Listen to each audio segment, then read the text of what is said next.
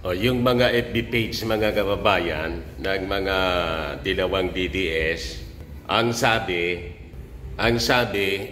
pinagtatanggal, terminate po ng Facebook. Ang sinisisi po, si President. Talaga naman itong mga dilawang DDS. Lahat na lang po sinisisi sa ating administrasyon. Ang tanong po, bakit si PBBM po ba ang may-ari ng Facebook? Ito po, mga kababayan, yung mga pinakakalat nila sa social media. Ayan po, SAS Facebook accounts deleted. Ano naman po kinalaman ng Palasyo Malacanang sa pag-terminate ng mga Facebook accounts nila? Sabi pa ng isang rabid na DDS, how major losers silence watchdogs and critics. Talagang itinuro po yung ating gobyerno na nasa likod ng pag-terminate ng kanilang Facebook accounts. But before natin mga kababayan ibigay sa inyo yung full story, click subscribe muna dito sa ating YouTube channel and hit the notification bell para lagi po kayong updated sa mga kaganapan dito sa ating bansa. Like and share na rin po ninyo ng ating video. At huwag na rin po ninyo na skip yung ating mga commercial ads para tuloy-tuloy lang ang pag-unlad ng bagong Pilipinas. Sa manangana pala po ng malinis at spacious fitness gym, bumisita lang po kayo sa aming Colossal Fitness Gym. We also offer Grab car rental with our brand new 2023 model ng Toyota Innova. Also accept booking for those who are planning to travel via PAL, Cebu Pacific, and bills payment po para sa Meralco Bills, PLDT, etc. Ang Colossal Fitness Gym ay matatagpuan po sa 3rd floor ng Security Bank Building, Lanco Business Park, Legazpi City, Albay. For inquiries, look for Gilon Maravillas, contact number 0966-802-0949. Ayan po ang Colossal Fitness Gym namin.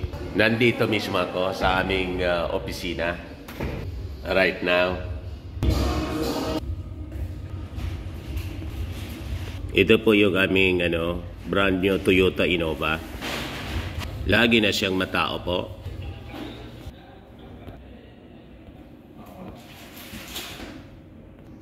Ayos pa. Ayos na niya, Mr. Maravillas. Ito po yung mga panira ng mga dilawang DDS. Lahat na lang po sinisisi sa ating gobyerno, sa ating presidente. Talaga niya, Mr. Maravillas. Wala na kasing magawa itong mga disgruntled na mga DDS. So sabi rito, just in, the personal Facebook account of SAS Rogando Sasot and her page for the motherland, SAS Rogando Sasot, have been taken down. Binalita po ng Daily Tribune. SAS just got her entire account deleted. Social media personality Crisetta Laureta Chu announced on social media. Ayan po yung isa pang rabid supporter po ni Maudig sa kani Inday. Nang sabi, taga-Tacloban daw po ito. Di ano niya, Mr. Maravillas, yung masasabi mo dyan? Malayo man po sa katotohanan na involve yung gobyerno at papatulan po ang ganito kababaw na mga issue po. Ba't naman gagawin yon ng ating pamahalaan? Hindi nga po ginawa noong panahon ng kasagsagan ng paninira sa Pangulong Bongbong. Kahit noong panahon ng kampanya, kahit alam natin na yung pamilya Marcos po ma-impluwensya, tapos ngayon gagawin pong panalo na. Di ba? At bakit naman sila papatulan ng ating administrasyon? At saka po, normal po ito na pagtatanggal. Ako nga po, during the campaign, during the time of Digong, yung aking FB page na-restrict po, hindi ko na nagamit. Pati yung personal account natin sa Facebook, kaya nga po lumipat ako sa YouTube.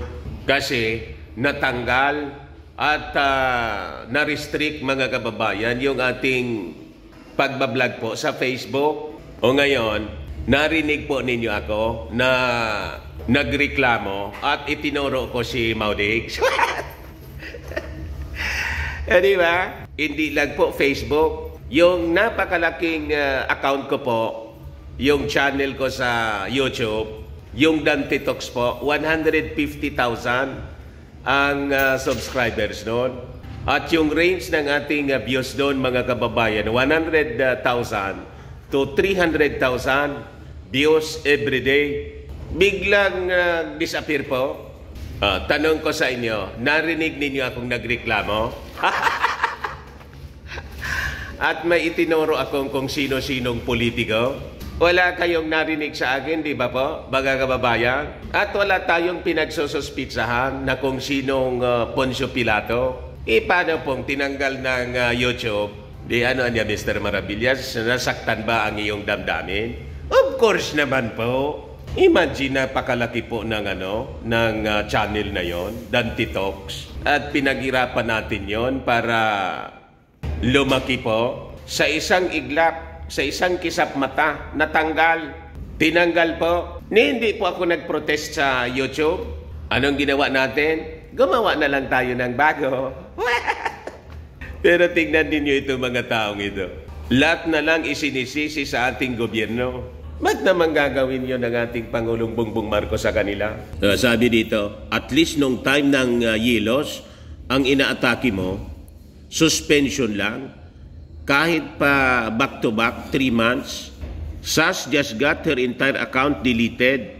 Sabi ng rabid DDS na si Crisecho. Pero po, yung mga reactions ng mga netizens po, hindi man pabor sa kanila. Sabi ni Arcaile Corporation, world is healing. Sabi ni Carl Carantes, first good news of the year. The world is healing. Ang ibig sabihin, mga kababayan, natuwa yung mga netizens kasi nabawasan ng mga toxic. Di ba? Nabawasan ng mga toxic social media accounts sa Facebook po. Nababawasan yung mga fake news peddlers. Sumunod sila sa sa SMNI. Sabi po ni Yung Pardillo Dagang, palakpakan. Sabi ni Ikets Villa Gonzalo, next. Kita ninyo, hindi pabor sa kanila. Danilo Gabawa, thanks. Sabi ni Ninoy Rabayno, nice.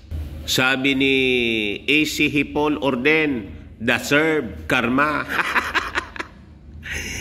Sabi ni Raquel Samson, good news. Sabi ni Luis Miguel, good job. Kita ninyo, natuwa yung mga netizens. Sabi ni Pax Medek, exciting part. Sabi ni Croc Pinky, deserve. Sabi ni Ferdinand Fetros, deserve. Sabi ni Romeo Garcia, good for him. Sabi ni Rain Aki, nice job. Sabi ni Mike Padilla, good job. Sabi ni Adriana HMD, high profile Duterte troll Sabine biting the dust one by one since last year. Now it's us. Way to go 2024. Kita ninyo sa mismong kuan nila mismo, mga kababayan. Timeline. Natutuwa yung mga netizens po. O ngayon, sabi ni MJ Kiambao Reyes, siyempre, rabid DDS po ito. How major losers silence watchdogs and critics anya? Papatawag ka sa pagdinig, tatanungin, tapos accuse you of lying. Pag di nagustuhan ang sagot, sabay detain. Pangalawaan niya, they will have your FB accounts including messages removed, suspended. Paano naman gagawin yon ng administrasyong ito? May access ba yung administrasyon sa FB? Admin ba ng Facebook? Yung Palasyo Malacanang? ginawang admin ng Facebook. Gagawin ba naman yon ng bilyonaryong, multi-billionaire na si, sino may-ari ng Facebook, kuya? Si Mark Zuckerberg. Wala man pong gano'n. Hindi man po ma-influensya si, ng mga world leaders. Sa Twitter, for example, kahit nga si Trump po, sa Twitter, tinanggal. Di ba? Kasi itong mga social media companies po, mayroon silang tinatawag na, tawag nun, kuya, community guidelines. Pag na-violate mo yung community guidelines nila, talagang tatanggalin ka. Ikaw niya, Mr. Maravillas, may na-violate ka ang community guidelines nang i-restrict yung Facebook accounts mo. May na-violate po ako. Hindi ko man kasi binabasa. Akala ko pwede. Hindi pala pwede. Yung YouTube ko, ganun din po. Kaya hindi man po masakit sa akin. Kasi kung ayaw ko ng guidelines nila, di wag na akong sasali pa dyan sa YouTube, sasali pa sa Facebook. Kayo kasi na mga DDS, yung feeling ninyo, kayo yung may-ari ng Facebook. Saka ng YouTube. Hindi man po. Gusto ninyo, nasabihin ninyo yung gusto ninyo talaga, mag-establish din kayo ng social media company. Di ba? Para yung gusto ninyong sabihin, masabi ninyo, magsarili kayo ng rules. Kung sarili ninyo yung kumpanya, yun ang masama sa inyo eh. Manang-mana kayo sa patron ninyo, yung mag-ama, yun ang ugali noon. Tingnan ninyo yung ugali nila, mga kababayan. Ginamit yung SMNI. Nadamay tuloy yung SMNI sa violations ng KBP rules, pati ng franchise, pati ng NTC, pati ng MTRCB. May batas po tayo na sinusunod, na violate, kaya sinuspend po yung mga programa. Galit na galit sila. Hindi magsarili kayo ng mundo. Yung SMNI, nang ma-violate yung KBP rules, umalis. Si Maudigs, na-violate yung ICC. Kaya nga may kaso, ano ginawa? Umalis sa ICC. Kita ninyo? Kasi ang gusto nila, sila yung batas. Hindi man po pwede. Ang ganon, may batas ang mundo, may batas ang ating bansa. In like manner, yung mga companies may rules na dapat sinusunod. Pag na-violate mo, talagang tatanggalin ka. Tama po? Gamit kayo ng Facebook, ayaw ninyong sumunod sa Facebook rules, community standards. O ito, pangatlo daw, they call your employers if employed. If not employed, they'll call your husbands or parents hanggang mga tog sa takot. May ganon. Tinatawagan daw yung mga employers para takutin, ipatanggal sa trabaho. Talaga niya, Mr. Maravillas, matindi kong magtahi-tahi ng mga kwento. Ganon sila, expert sila sa tahi-tahi ng mga kwento. Tapos, pang-apat daw na ginagawa ng gobyernong ito, suspend or remove from business your or other organizations associated with the personalities they perceive as threats.